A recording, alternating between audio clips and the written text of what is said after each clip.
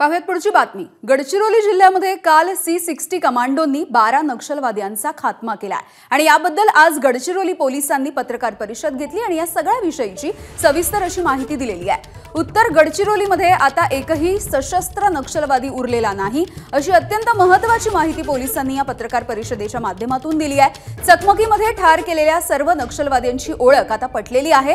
यामध्ये 5 महिला नक्षलवाद्यांचा सुद्धा समावेश आहे। येणाऱ्या नक्षली शहीद सप्ताहाच्या अनुषंगाने नक्षलवादी मोठा घातपात करण्याच्या सुद्धा तयारीत होते। याबद्दलची माहिती पोलिसांना मिळाली होती।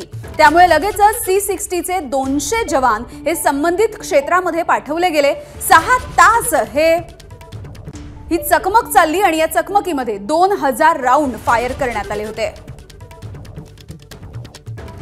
तर गडचिरोली पोलीस अधीक्षक निलोपलत यांच्यासोबत बातचीत केली आमचे प्रतिनिधी रजत वशिष्ठ यांनी।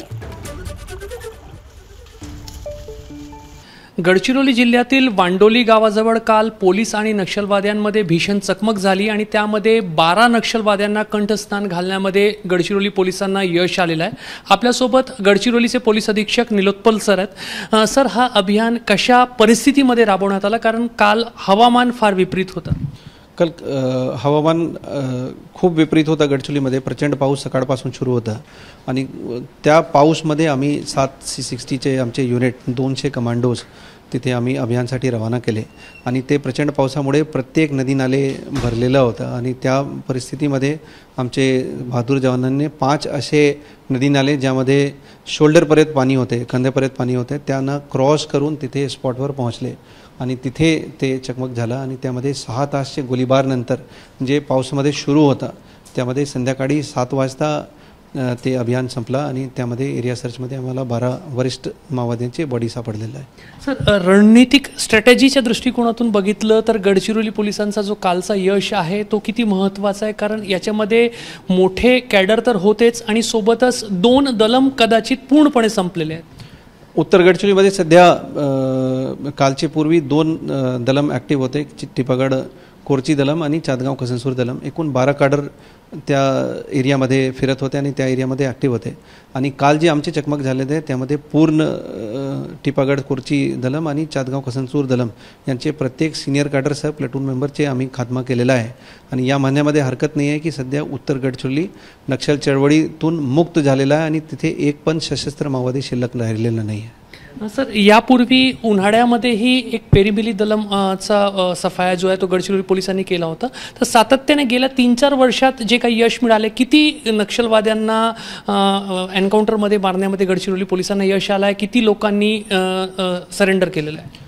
आम्ही अगर आकडे बघू तर 2021 पासून आतापर्यंत कालपर्यंत 80 हार्डकोर माओवाद्यांना, जाड माओवाद्यांना मारण्यामध्ये गडचिरोली पोलिसला यश प्राप्त झालेलं आहे।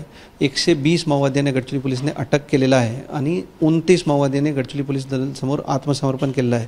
ते खूप मोठा आकडा आहे आणि यातून असे दिसून या म्हणण्यामध्ये हरकत नाही आहे की सध्या नक्षल चळवळी जे गडचिरोली जिल्ह्यामध्ये आहे, जे दंड करण्याचे एक इम्पॉर्टंट अभिन्न अंग आहे, त्यामध्ये नक्षल चळवळी सध्या बॅकफूटवर आहे आणि गडचिरोली पोलीस पूर्ण एरियामध्ये त्यांचे डॉमिनेशन खूप चांगल्या पद्धतीने करत आहे। सर, उत्तर गडचिरोली जो आहे तो नक्षलींपासून मुक्त केल्याचा आपण दावा करताय। दक्षिण गडचिरोलीमध्ये सध्या काय स्थिती आहे आणि आता गडचिरोली पोलिसांचा कन्सन्ट्रेशन तिथेच राहणार का?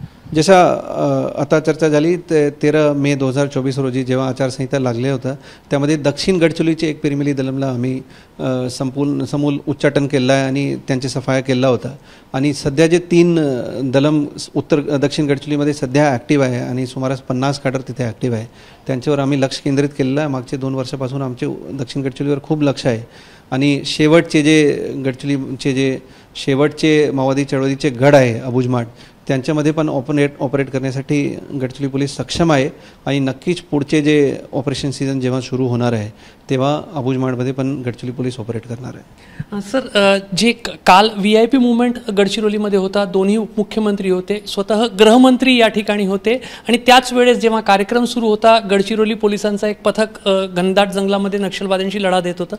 कुठेतरी खूप कठीण दिवस होता कालचा? खूप कठीण दिवस होता।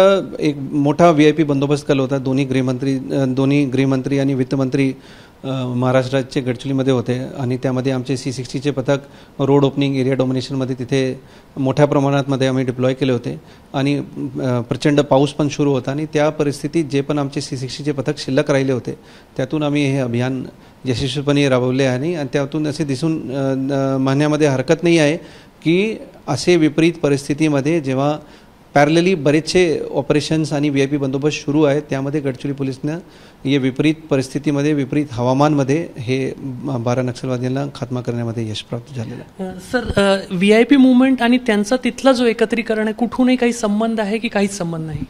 सध्या तर असे प्रथमदर्शनी दिसून येत नाही आणि त्या अनुषंगाने आमचे अधिक चौकशी आणि अधिक तपास सुरू आहे. सीमेपलीकडे छत्तीसगड पोलिसांनी पण गेल्या काही महिन्यांमध्ये फार ॲग्रेसिव्ह भूमिका स्वीकारली आणि छत्तीसगडमध्येही सातत्याने एन्काउंटर्स होत आहेत.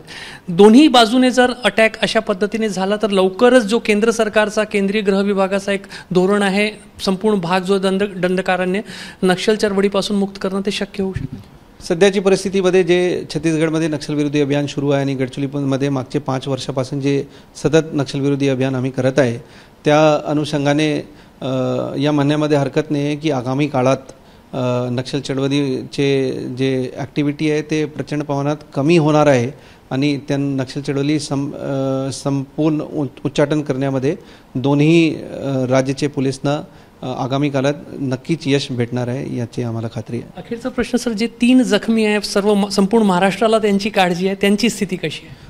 एक PSI आमचे गंभीर जखमी झाला होता, त्यांना आम्ही हेलिकॉप्टरने त्यांना इव्हॅक्युएट केले होते आणि 2 आमचे जवान त्यांना पण गोळी लागलेला आहे आणि 3ही जवानाचे नागपूरचे एक मोठे हॉस्पिटलमध्ये त्यांचे ट्रीटमेंट सुरू आहे. सध्या त्यांची तब्येत बरं आहे आणि कोणतेही ते जे योग्य ती काळजी आहे ते गडचिरोली पोलीस त्यांचे पूर्ण ट्रीटमेंटची काळजी घेत आहे. तर काल झालेला जो एन्काउंटर आहे तो रणनीतीच्या दृष्टिकोनातून फार महत्त्वाचा आहे. उत्तर गडचिरोली आता पूर्णपणे नक्षलवाद्यांपासून मुक्त झाला आहे असा दावा जो आहे तो गडचिरोली पोलीस करतायत. कॅमेरामॅन अतुल हिरडेसह रजत वसिष्ठ, ABP माझा, गडचिरोली.